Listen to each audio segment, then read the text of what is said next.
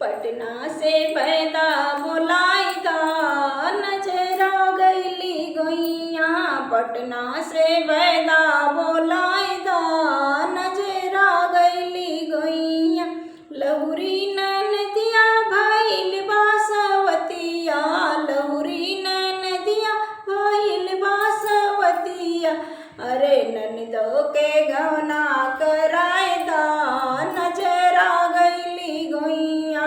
ननदी के गहना कराए दा नजर आ गईली गोइया। पटना से पैदा बोलाए दा नजर आ गईली गोइया। पटना से पैदा बोलाए दा नजर आ गईली गोइया।